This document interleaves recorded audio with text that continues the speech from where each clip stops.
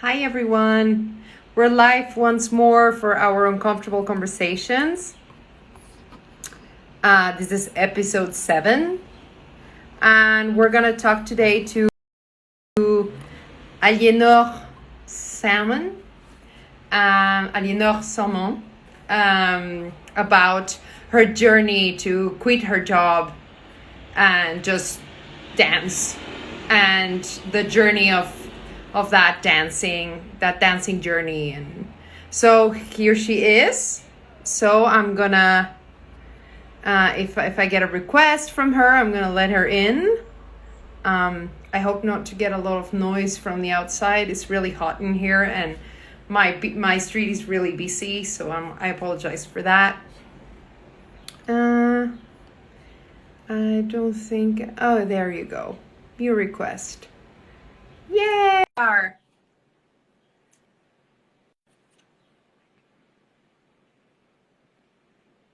think you're. Hello. Hello. How are you? Good, thank you. So nice to meet you virtually, finally. Me too. I've been waiting for this date for so long, like just to get to talk to you and to, like to know your experience about this wonderful journey that you've taken through dance and movement and, empowerment. I feel very inspired by your story. So, like, why don't you tell us a little bit about you and your journey of finding rhythm?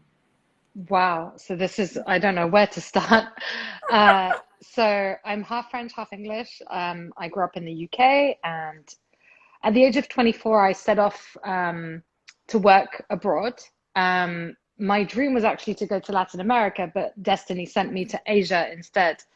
And after 6 years in Asia, so fast forward, I've achieved my dream of working for the UN in a job that I absolutely love, um, as a researcher on well-being and happiness in schools, and education for peace and gender equality and all these things that I'm super passionate about and had always dreamed of working on. And what was super interesting is that as I was working on this research on happiness, I started to question my own or reevaluate my own situation.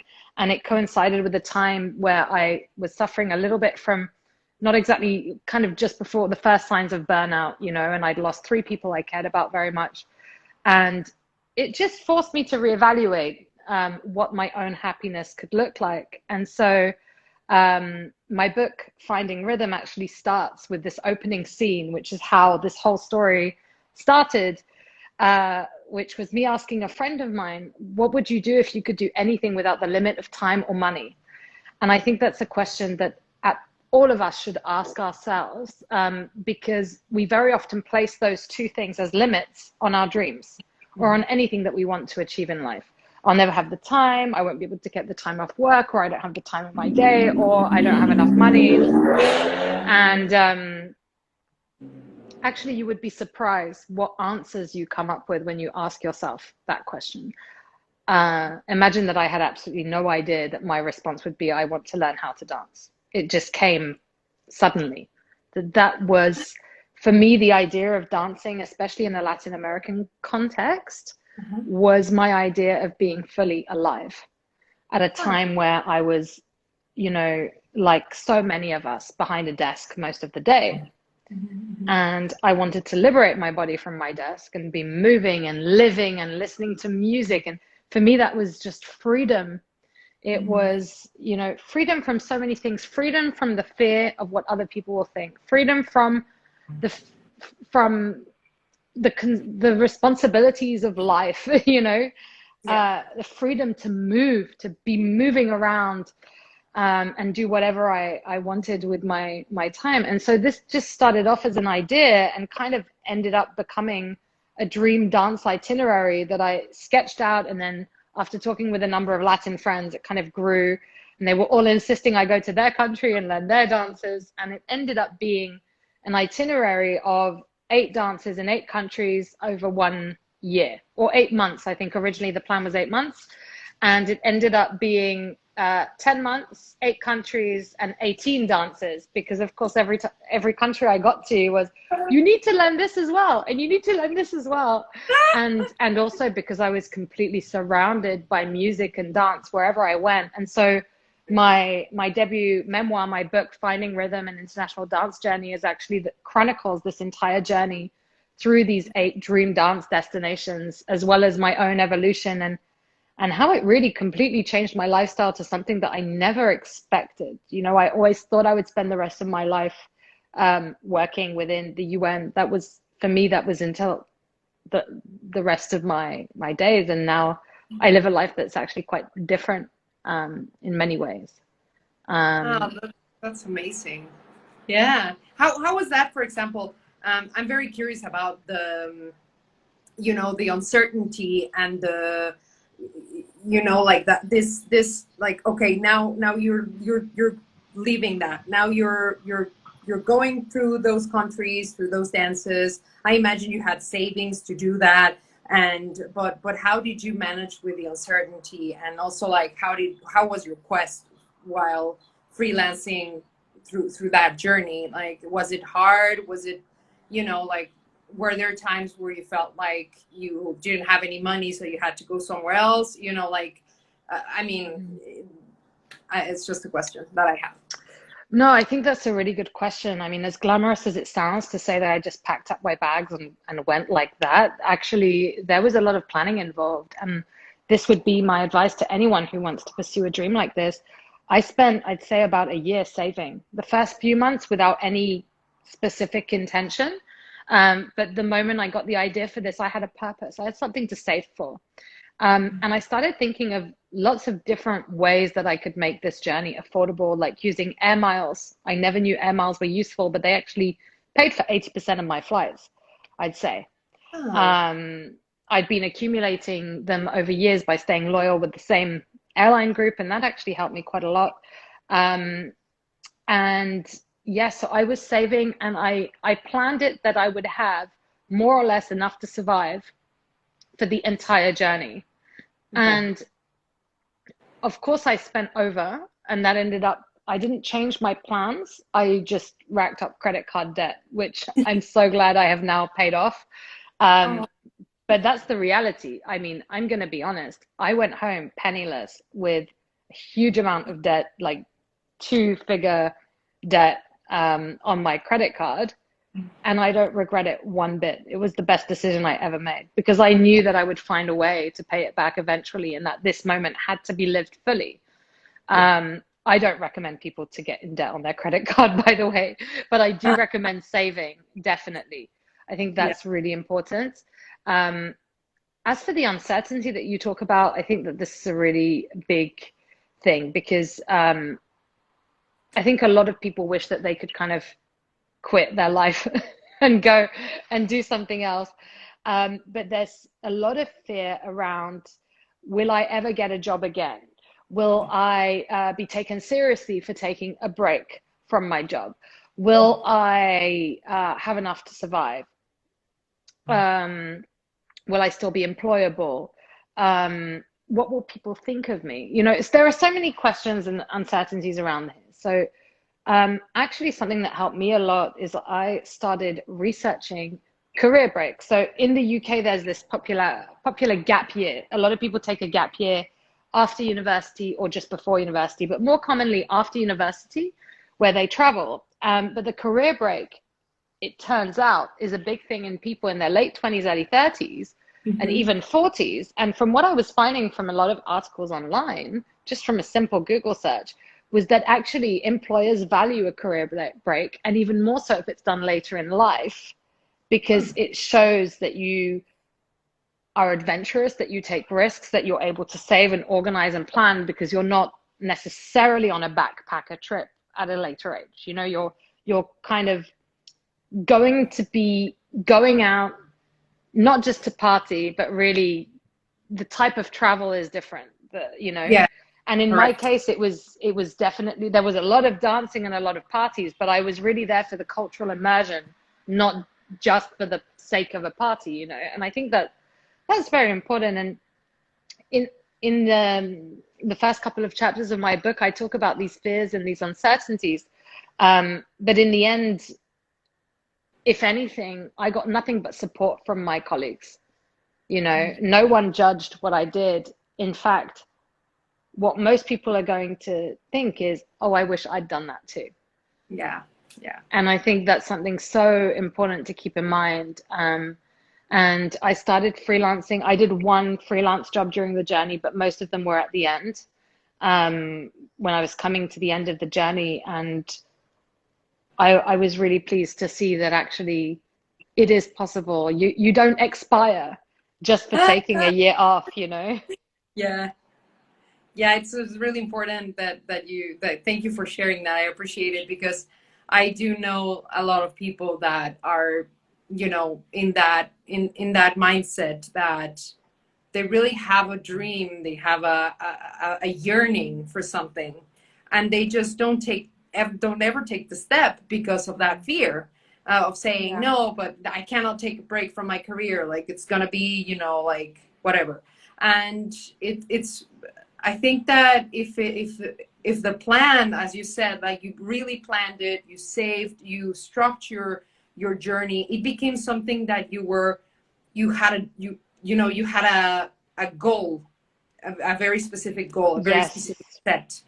And I think that it's great for people to do it, and you know, especially so that later on life you don't have that regret of, oh, I wish I'd done this when I was Yeah. still like had the possibility of like being more, like moving more, or you know, with age you get, your articulations are not the same, or like, for example, you have a family and it's harder to do those things, like to disappear just for, you know, 1 year from your wife and kids. Like I don't know, like, you know, if it's possible, or bring them with you. I mean, it's just I don't know, I find it so fascinating. And then why dancing? Like why dancing, and why, you know, like I said, you said it at the beginning, but what Yeah. attracted you from movement per se?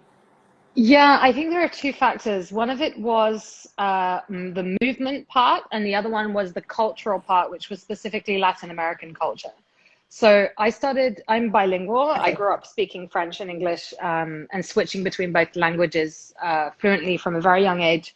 And so I started learning Spanish very young. And even though I studied in Spain, I always had this idea of wanting to go to Latin America. And my goal was actually to go and work there pretty much just after my university studies, or not long after. But I ended up in Asia because that's where I got offered a position in Mongolia, of all places, that it was a once in a lifetime opportunity that I could not turn down. So destiny sent me to the other side of the world, um, before I made that decision. And so I think definitely, again, there is a similarity between Spanish and Latin American culture. I'm not going to say it's the same. In fact, what I found in Spanish culture, I found even more in Latin American culture. Mm. I can't really describe it, but something that as a teenager studying in Spain during the summers, I just saw a different way of living, of being outside more, of very strong social relationships, and researchers in happiness, including a very prominent Mexican economist called Mariano Rojas, who very kindly endorsed my book. He's contributed to the World Happiness Report and actually has written about the factors that make Latin American culture particularly happy. And for him, this really lies in the fact that there are strong social foundations and a high priority put on social relationships and communal gatherings. Now, communal gatherings, what do they involve in Latin America? A lot of dancing. Yes. And, you know, the kind of dancing that I had in mind when embarking on this journey wasn't necessarily dancing in a studio and developing a skill. I did want to learn something really well. Like I really wanted to make the effort. But I was more looking for that social interaction, Mhm. cultural immersion, and most importantly, human connection and that feeling of freedom. You know, I love dancing in the streets, on the rooftops, and wherever. That for me is a really fun free way of enjoying dance, without the pressure of having the perfect technique. And, you know, it was very much clear to me that when people dance, they don't necessarily do a million figuras, but it's more like you dance with your aunties in family occasions. And this was something I wanted, a combination of both, actually. But what was most important to me was to learn from locals in the country of origin of that dance. So I think that answers the cultural parts. And then in terms of why dance, so as I said earlier, you know, we're having a kind of sitting epidemic of sitting all the time. And they say sitting is the new smoking. But we're behind a desk all of the time. And as much as I love writing, I do sit behind my desk for hours and hours, but it's so important to move. And I've always been aware of the fact that I need to be moving a lot in order to refuel my energy. And there's something about dance that exercise and yoga, and I love yoga, just cannot give, because it gives you that element of expression and a movement that allows you to simply be you and to be seen. You know, something I've been thinking a lot lately, talking with friends, is a lot of people are afraid of dancing in front of others because, I mean, I'll give you a scenario. Let's say you're in a terrace with people sitting and a song you love comes on. Who in Europe or in the US maybe would just get up and start dancing between those tables without caring what anybody else thinks? I mean, you know, I certainly was raised in a culture where you would be judged or shamed for that, or where people would feel far too terrified to do that. And I was just thinking about a situation. I was still living in Thailand, and there was a Dominican woman who was at this party. It was a birthday party, and a bachata song came on, and she was already a grandmother. She must have been in her 60s, and she literally just got up. It was a seated formal dinner, but it was full of Latin people, so, you know, no judgment. And she literally just got up and started dancing on her own. And this was probably a few weeks before I was leaving Thailand to embark on this journey. And what she did really moved me, because it was the proof that this was a culture that was going to teach me how to get up in the middle of a dinner party and start dancing without a care for what anybody else thinks about me, regardless of age, regardless of weight, regardless of all the things that we often put on ourselves. I'm too old to do this. I'm too fat to do this. I'm too whatever. No, actually, getting up and dancing, you're just expressing how you feel. If you love that song and you want to move to it, do it. And actually, think about this. When you do see someone get up, do you judge them, or do you admire them because you wish that you could do the same? And I think that that's something so important. And when I saw that one, I was like, I want to be you when I grow up. Yeah, there's something, well, I did grow up with that, and because, like, since I have memory, all of my life was parties of like family members, and I come from a very, very big Mexican family, you know, and we're loud and we're feisty and we're all dancing all the time, at all times, including ourselves in all of the conversations going on at the same time. So it is true for us. It was just like natural to expect that a social gathering would include human connection, the joy of being together, and would involve music and dancing. It's just like, it's funny that you say it, because where I've been in the world and where I've been like residing, I've resided in like some countries, and I have never experienced, for example, for me, a wedding is like, when you tell me like, we're gonna go to a wedding, I'm like, you know, like right away. I'm like, and I go to weddings in other countries, and it's not to criticize or anything, but it doesn't happen. Like that must have been a shock to you. And I was like, yeah, when are we gonna start dancing? We're talking to one another, right? But it's different. I mean, Mexican weddings are really in my top three in the world. And actually, it's funny because I tried. Now I'm very happily living in Lisbon, but I did try living in other parts of Europe for a time, and I remember having three weddings in 6 months, two in Mexico and one in Ecuador. And I thought, I'm not going to move here permanently. I'm gonna keep traveling a bit because I'm not missing out on these weddings.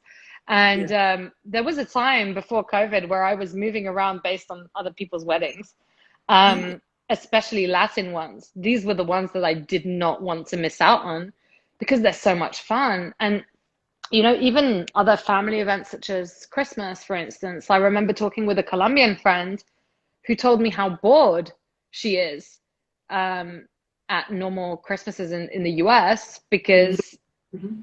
you know, when back home, you just put a song on and everyone gets up and dances. And, you know, it's not like staying at the dinner table for hours and hours on end, which is certainly in French culture, we stay at the table for hours. Yeah. So, Yeah, yeah, that's true. That's fun too in a way. Like I've experienced of France is that those hours that you stay at the table sitting down, they're really spent talking and getting to yeah, know each other. So yeah. I really appreciate that. That gave a deeper meaning of of how to relate in conversationally wise for me, at Hmm. least.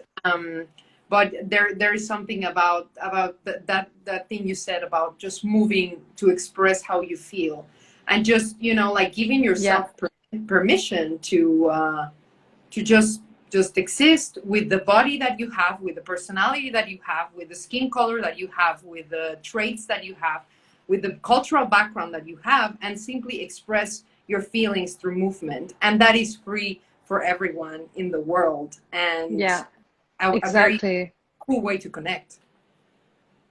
Mm. Yeah, and you know, something that was really clear to me as well from this journey is how simple happiness can actually be. I mean, I've seen people living in such difficult circumstances. You know, I'm so incredibly privileged and lucky in my circumstances, but I've seen people who really have nothing, um, and who face challenges every day, and who still, much more than privileged people, find a way to put on the music and just get up and dance and enjoy their lives. And there's a lot that we can learn. You know, what immediately comes to mind is Cuba, for instance. People face immense challenges just trying to get hold of basic household items or food, and yet I have seen a level of socio-emotional development that is beyond so many, so much that I've seen it elsewhere, and a level of confidence and a level of joy because actually putting on a song and dancing allows you to be you and to enjoy connecting with others. But for some reason, I feel that we've become a bit detached from ourselves because we're too busy trying to be what society tells us we should be rather than just being ourselves. Exactly. It's a very important point that you touch, and this is why it's important for me to start these conversations, because with people, like, just to talk about breaking stigmas and breaking taboos and really opening up the fact that there is different ways to relate to one another, Mm, and to not be so focused in in criticizing one another or in labeling ourselves with differences. Instead, we like, what a beautiful way of creating joy, just by connecting with one another despite our differences, right? We can always choose to divide us more, but I'm more interested in the connection and in the collectivity. And yeah. something that you really touch on, with the way you describe your journey, and the way that you describe your personality even, is the fact that it was always something done in a group setting, in a community setting, Mhm. even if you weren't a stadium, right? But there was always two, three people involved, four people involved around, like just even cheering up you and the other person that were dancing, or you know, and it's always just, it brings that sense of collectivity that I so Yeah. look for in my life and in my, you know, my work as a whatever I am, of anything that I am, you know, because I don't really want to label myself. Um, but yeah, No you know, labels. it's just it's yeah, exactly. No more labels, please. But yeah, it's oh man. Okay. And for example, how did you ever experience like I'm very curious about this, and I ask you because sometimes me, for example, as a Latina, right? I when I was in France and I went to this was in a different setting, right? When I was in France and I went to these places to dance salsa and like everything. Obviously, I don't have a degree in salsa. I don't know like 1, 2, 3, angle 45, 75 degrees to the left, and then turn. You know, like I just dance with the rhythm within, Hmm. and I felt really rejected because I didn't have technique in some places Mm. where they would gather to dance. And for me, it just cut off the experience of like, okay, so this is not about connecting. This is not about getting to know each other. This is not about celebration. This is about who shows off the most. And I really felt a turn off from that experience. But you know, that particular experience, and was just Hmm. that experience. I'm not saying in general that was my experience in France. But how was like, did you ever experience that, for example, wherever you went in Latin America or the places that you were, did you feel rejection in part of the other people? Like, why do you want to dance our cultural dances? Why do you want to like, how, why do you want to be involved in this culture? You're not part of the culture. Like, I'm interested in those conversations as well. Like when we get Okay. rejected. I think there are like two different layers to your question. So the first one is, did I ever feel rejected in terms of dance technique? And the other one is, did I ever feel rejected because I'm a non-Latina learning something about Latin culture? So for the first one, with regard to technique, what you describe is something that I've quite commonly seen outside of Latin America, um, especially because people, if they're not born with it, if they're not raised within a culture where these dances are commonly practiced or shared, then they have to learn them from scratch. And so they're following very strict, like counting and like the names of the figuras and everything. And there's nothing wrong with that. For me personally, I mean, once you know how to dance, you can just go to any dance floor and just go. Um, I do tend to prefer social dancing to classes so that I can just go on the dance floor and start dancing intuitively. But of course, you need to follow the cues and have like an idea of it. So for me, as an outsider, I needed those classes to get started with. But I went as a beginner to Latin America to learn. I didn't, you know, I started in Thailand with some very beginner basic classes in bachata and a few in salsa, and a few in samba as well, actually. But my teachers were actually Mexican and Brazilian. So I was learning, you know, still from people that really had it in them. But I would say that this issue of technique, like I've seen people in Europe do very complicated things that you would learn at a very advanced level, but not have the rhythm. For me, the rhythm is everything. I mean, my book is called Finding Rhythm. I'd rather do a basic step 100 times with someone who is really connected to the rhythm of the music. But I think that that brings in a whole other question of, is it a question of people wanting to learn lots of complicated stuff, and they want to turn and twist right away, rather than the reality of doing the same thing 100 or 1,000 times? Because even I'm guilty of that. You know, I had sometimes just 5 days to learn a dance. And I was like, teach me this dance in 5 days. So that I did get to complicated things. But I do recall that this base, and it's in my book actually, it's like, if you don't have the rhythm, you don't have the foundation, and you can't build on that.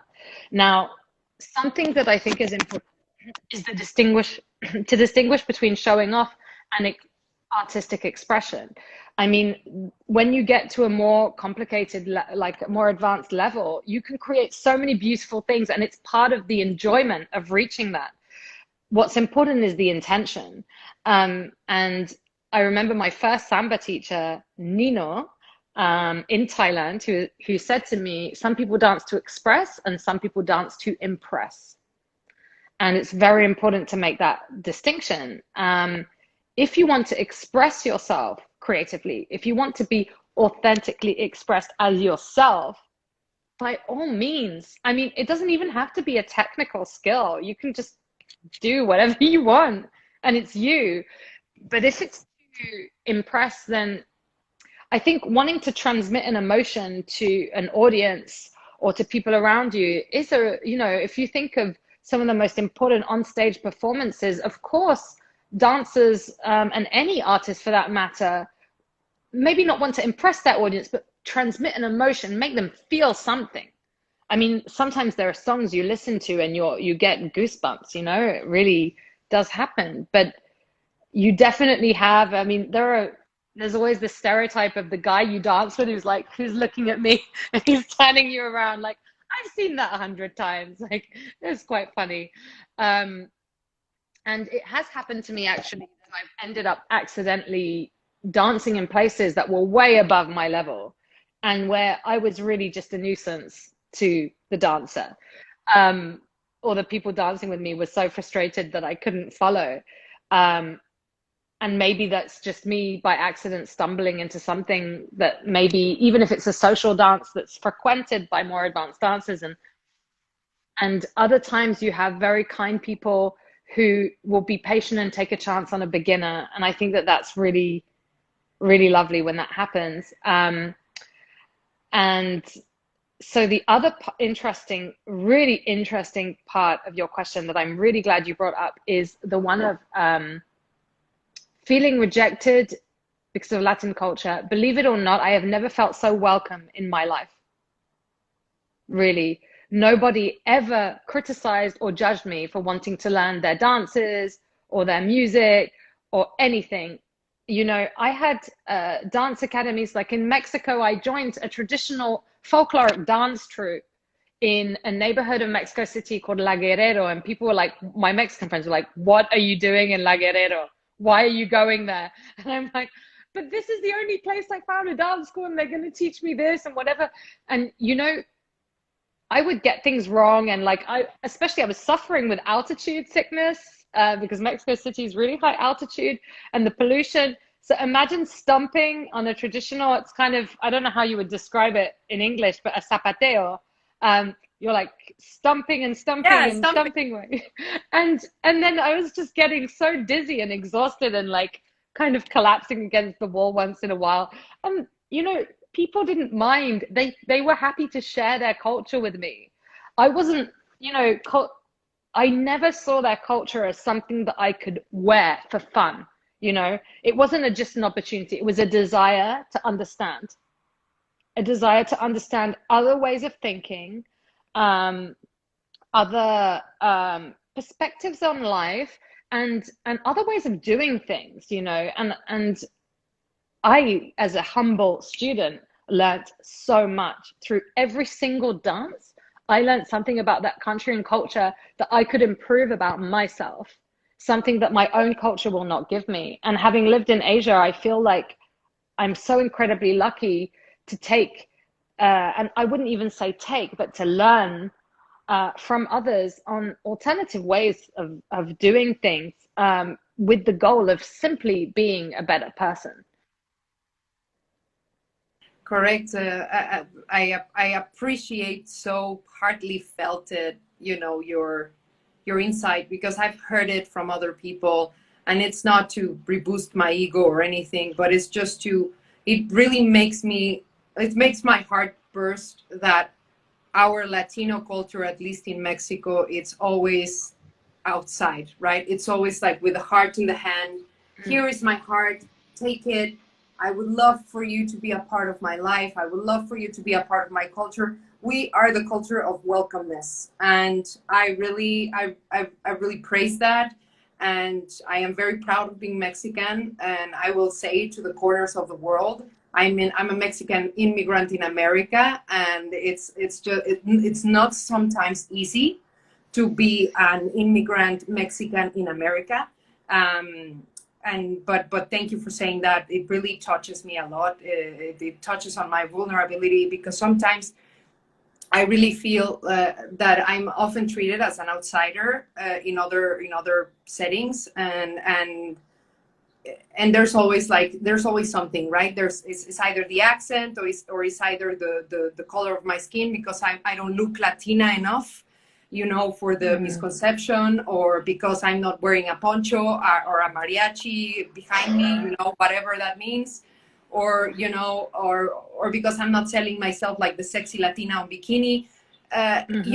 It's just interesting to have these conversations with people that have traveled and discovered the cultural points of view of other places, and to understand that you can use that to make yourself a better person, to make yourself a more global citizen of the world, right? Wherever you go, you camouflage yourself and you say, hey, I am the citizen of the world here. I want to learn from you. What can you teach me? I'm really curious. It's not for judgment. It's not for anything else, but for curiosity, and like for marveling ourselves from other cultures.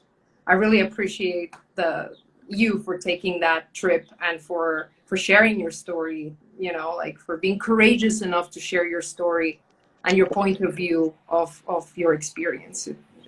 I think it's beautiful. Oh, thank you so much for saying that. It really means a lot to me, because I really, something I really wanted to do with my book Finding Rhythm it's really a love letter to Latin America. And it's always a sensitive topic as an outsider writing about another culture. But I think it's very clear from the book that I'm learning from others, and I'm sharing their stories. I'm not putting my opinions on this. I'm sharing what they, their way of seeing life. And I think it's so important to be curious and to see, I think that often people think that their way is the best way, but there's always an alternative. And I'm so incredibly grateful to have had the opportunity to learn other ways of doing things. And I don't want to pick favorites here, but I have a very, very strong connection to Mexico. I know maybe I could get away with being a fresa from Polanco, which those who understand will understand what that means. But, yeah, okay, I'm never going to be Mexican, but I actually feel it here a lot. I miss Mexico so much. I had to leave Mexico because of COVID, because we didn't know what was going to happen. And there isn't a single day that I don't miss it. I think that it's a country that I connected to with my heart so strongly, where I was able to engage with people in a way that truly allowed me to be myself. I really felt, it's interesting, because even before I left the UK at the age of 24, being bilingual and being half, you may think, oh, UK, France, they're both rich countries in Europe, they're next to each other. Actually, it's more complicated than that. They're neighbors, they're friends, they're enemies, they're two cultures that are just so different from each other. And I've always felt very much in half. I feel too French in the UK. I feel too English in France. And I just, you're just, where do I even belong? And what was so interesting with my experience first as a teenager in Spain is this matches who I really am better. I don't know why. It's just the way it is. And then eventually when I was in Mexico, I just thought, wow, the way that people express themselves emotionally without any shame. I was at a business networking event for the launch of an app, I remember, with a friend. I don't think this scene was in the book, or if it was, we took it out. But I remember someone congratulating the organizers on launching this app. And the organizer said, pero cuando se hace con el corazón siempre va a salir bien. When you do it from the heart, it's always going to work out well. Now, could you imagine in an Anglo-Saxon environment speaking like this? I mean, I had never realized that people send emails ending with hugs and kisses, and it's like, whoa, but why not? Why not send each other hugs or kisses? I've always loved hugs, for instance. I mean, this is a topic that I'm so passionate about because I can't really explain it. All I can say is that in my experiences in Latin America and especially in Mexico, I felt so at home, so able to just, you know, if I talk a lot, which I talk a lot, I'm very expressive, I'm very energetic, I love to hug people, and actually, people have always, I don't want to say laughed at it, but always thought like, oh my God, you're so energetic. Oh my God, you're so expressive. And then in Mexico, I'm just normal. And I'm like, thank God, like now I can just be myself. And I felt that in Colombia as well, actually. I would say these are the two countries where I most felt this ability to verbalize emotions. I think that this is something that, now for people who are awakening and going through this kind of, I can see my friends Andres and Jessica from Valencia, but who are originally from Medellin, Colombia. Amazing dancers, by the way. Check out their videos. They will blow your mind. But yeah, they say I'm Latina, Latina de corazón. At least in my heart, I am. I think that it really is a form of emotional intelligence to be able to express your emotions and to be able to not feel ashamed to say how you feel. At least feel something. Why are we always trying to hide things? This is something that I found so hard when I was living in London. I remember, I'll never forget one day that I dropped something in the tube or metro or subway or whatever you want to call it. And I was almost crushed by the crowd who would not even stop for me to pick something up. I'm like, what level of human is this? And I kind of experimented for a while. Whenever I smiled at someone or did something nice, they thought I was going to try and rob them or do something. Why don't we, why has it become such a crime to express ourselves towards others? And, I think that we shouldn't feel ashamed, especially if we have something positive to share with others. I'm always of the belief that if you have something positive to say, or to show, do it, because it could bring great joy to someone else. And of course it has to be sincere, but why not? Yeah, but there's really a great joy in seeing one another, and I've always thought that, like that emotional intelligence that you talk about, of like sharing verbally your emotions, requires a lot of courage. It requires more courage to be vulnerable than to be strong. And it's just a different way of expressing ourselves, right? But I want to thank you for your time. I want to honor your time. We're almost the 45 minutes, and I know that you have a busy schedule, but I appreciate your time, and I appreciate you as a human being. And you are Mexicana of your heart. Thank you. So yes, rejoice, like you are from everywhere. You're a citizen of the world. We all are, if we choose to decide to become one. And thank you so much for coming to my very small Instagram. And no, please, nothing is ever too small to be worth talking about. I've absolutely loved this conversation, and oh my God, this whole cultural aspect is something I'd love to go into. I just would like to add, if I may, my friends Andres and Jessica are saying that dance exists to express things that you cannot express otherwise. I think that this is really, really important. And there are something that I've seen that is very interesting is in cultures where, let's say, tolerated, but not so accepted, Latin dance has given a way for people to express themselves silently. This is one part of it. So for instance, in Japan, tango is immensely popular because it allows, it's a culture where you can't really express so much, and you have to keep physical distance as well. So for instance, you don't shake hands, and you do like a bow. And this is something that I was researching for my book, because I noticed so many Japanese tango dancers in Buenos Aires, in Argentina, and there is actually a whole phenomenon behind it. And I've also seen it in the UK as well, with the popularity of forró dance, which was huge. It's a Brazilian dance that became huge in London at some point. The other thing I'd like to say on this is that yes, dance is a silent conversation. It's a way to communicate and connect with another person without using words. It can go, it can, it can allow you to overcome the boundaries of languages, you know? I think it's so special. And I think that you can discover things. Yeah, exactly. Latin dance has brought down a lot of those barriers. Um, yeah, I really, you know, I'll never forget in my hometown of Portsmouth, there was this guy who was running a salsa class. He wasn't Latino, but he had this t-shirt that said, "I don't need doctor, I dance salsa." And I don't know where he got that. Yeah, Zumba. So for instance, before I embarked on this journey, I remember Zumba helping me so much. And a lot of people, even I remember seeing a lot of people who were going through very difficult periods of their life and who found that Zumba helped them so much. And one of my favorite Zumba instructors, Sofia Salceda Sophie, is here. Thank you for joining us.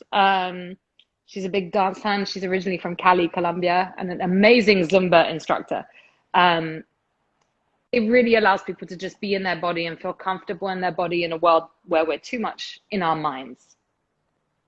And I'd love to invite people to, I follow and share a lot of work from different Latin artists and about my book and about the benefits of dance for personal development. So if people would like to learn more, you can follow me at Bailando Journey. And my book, Finding Rhythm, An International Dance Journey, is out everywhere books are sold, and you can learn all about the different cultures and countries there. And Tessie, really thank you so much for having me. I feel we need another conversation because like I really love this cultural aspect. And it was so nice to finally meet you, and thank you for having me. Thank you for coming, and you know, even virtually. I can't wait to meet you in person. And thank you for your time. And whenever you want to have another conversation, I would love to talk to you again, and for hours and hours and hours. Just let me know when you have time. Thank you so much. Giving Abrazo. you a big hug and a kiss You virtually. too. Un abrazo. Abrazo. Ciao. Abrazo. Bye. Thanks, everyone. Bye.